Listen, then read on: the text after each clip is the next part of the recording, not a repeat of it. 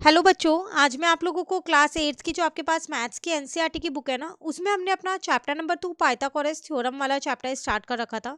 तो हमारा एक टॉपिक इसमें रह गया है 2.6 का, a long standing open problem. तो ये एक छोटा सा टॉपिक है यहाँ पर जो हमारे पास रह गया, प्लस 2.7 है further applications of Baudhayana's Pythagoras theorem.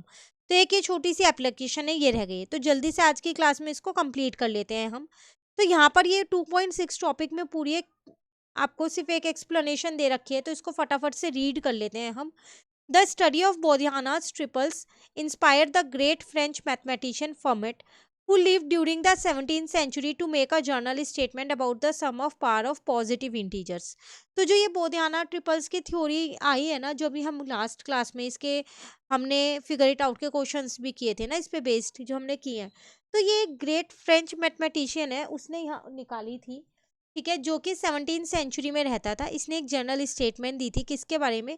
Some of powers of positive integers के बारे में।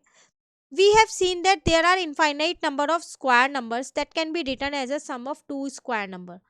These made Fermat wonder if there is a perfect cube that can be written as a sum of two perfect cube.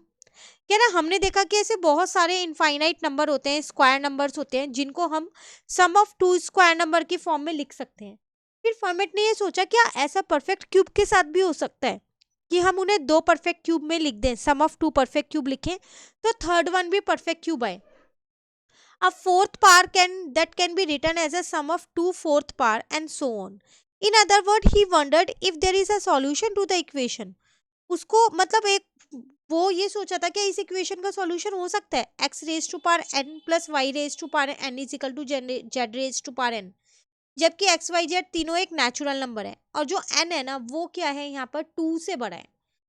मतलब आप 3 भी ले सकते हो, यहाँ पर x की पावर 3 हो जाएगा, y की पावर 3 हो जाएगा, तो वो z की पावर 3 के बराबर आएगा। मतलब दो परफेक्ट क्यूब का जो सम है वो तीसरा भी परफेक्ट क्यूब आए, क्या ऐसा पॉसिबल है? वो ऐसा सोच रहा था। Now in the margin of the book that deal with properties and pattern of positive integer, Fermat wrote that amongst the unending sequence of numbers, one cannot find a single perfect cube that is a sum of two perfect cube, a fourth part that is a sum of two fourth part, and so on. So the equation has no solution for the power greater than 2. In addition to stating this, Fermat wrote, I have found a truly marvelous proof of this statement, but the margin is too small to contain it. कह रहे कि उसने एक book में देखा था, वहां पर उसने देखा, उसने पढ़ा, ये समझा कि जो अनएंडेड सीक्वेंस ऑफ नंबर्स है उसमें उसने ये जाना कि दो परफेक्ट क्यूब का सम जो है वो कभी भी एक परफेक्ट क्यूब नहीं आ सकता। सेम ये चीज फोर्थ पावर पे भी यूज होती है, मतलब एक्स की पावर 4 प्लस वाई की पावर 4 जो है वो जेड की पावर 4 भी नहीं होगा। ये सिर्फ स्क्वायर्स में फॉलो की जाती है, ठीक है। उसके बाद no one could ever find Fermat's proof of this statement which is called Fermat's last theorem. इसलिए और किसी ने इस पे कोई और प्रूफ भी नहीं निकाला, कुछ और मतलब सर्च भी नहीं किया, कुछ भी नहीं किया, इसलिए हम इसे फॉर्मेट्स लास्ट थ्योरम बोलते हैं। After is that many great mathematician try their hand at proving this theorem, they are followed more than 300 year of failed attempt in proving it. उसकी डेथ के बाद, फॉर्मेट की डेथ के बाद कई mathematicians ने इन्हें प्रूव करने की कोशिश की, बट वो नाकाम रहे। In 1963, a 10-year-old boy named Andrew Wiles read a book, The Last Problem, about Fermat's last theorem and its history. Despite reading about the failures of so many great mathematicians, this young boy resolved to prove this theorem. He eventually did prove this theorem in 1994. 1963 में एक 10-year-old boy ने ये इसकी पूरी theorem पढ़ा था, और उसने ये भी जाना कि कितने सारे मैथमेटिशियंस हैं जो फेल हो गए, मतलब इसको प्रूव करने के लिए, बट इस बॉय ने प्रूव करके दिखाया 1994 में। कैसे? वो यहाँ अगर आपको बताया है तो ठीक है, देखते हैं यहाँ पर, नहीं तो ये दूसरा टॉपिक है, मतलब सिर्फ आपको वहाँ एक हिस्ट्री बता रखी थी कि एक बॉय ने उसको प्रूव कर दिया था। Now the next topic is further application of Bodhiana's Pythagoras theorem. The Bodhiana's Pythagoras theorem is one of the fundamental theorem of geometry. Let us see some of its application. Application मतलब कुछ statement वाले question से हम इसको समझेंगे। तो a problem from Bhaskaracharya's Lilavati. The following is a translation of a problem from Bhaskacharya's Leelavati. Try to visualize what you read.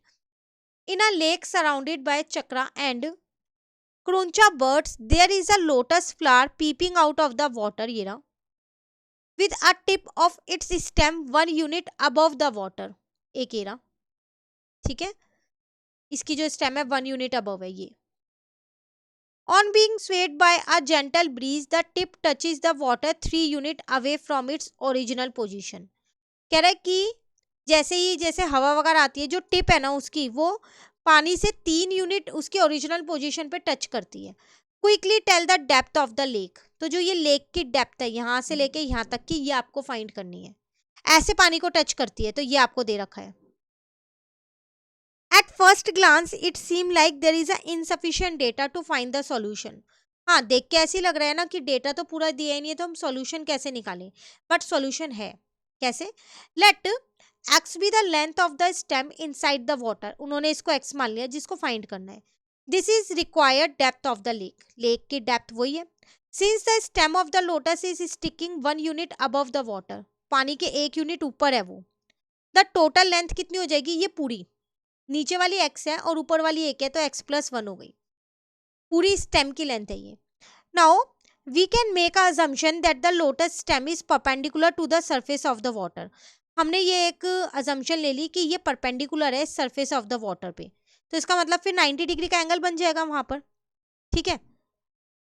With this assumption we get a right triangle of side 3x and x+1, तो हमारे को एक right triangle मिल गया जिसकी side एक x है, एक x+1 है और एक 3 है।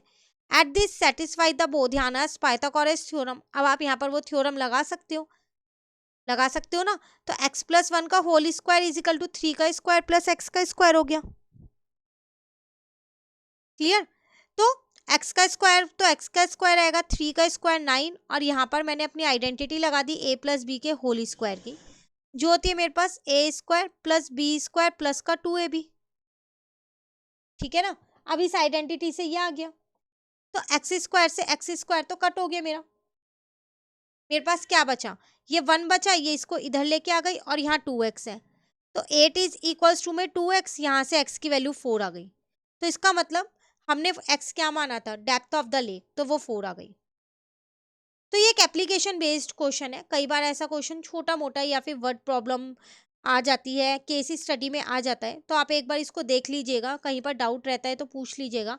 अब फाइनली हमारा जो ये चैप्टर है पूरा कंप्लीट हो गया। इसके अलावा और जो भी चैप्टर्स थे इस बुक के, वो भी चैनल पे अपलोड होने शुरू हो गए हैं। हार्डली 1 या 2 चैप्टर है जो रह गया है, बाकी सारे चैप्टर्स चैनल पे अपलोड है और सबकी सेपरेट प्लेलिस्ट बनी हुई है, तो आप अपनी प्रिपरेशन स्टार्ट कर दीजिए। प्लस अब इंपॉर्टेंट क्वेश्चन की सीरीज शुरू होगी, तो जल्दी से चैनल को सब्सक्राइब भी कर लीजिएगा और फ्रेंड्स के साथ शेयर भी कर दीजिएगा। Thank you.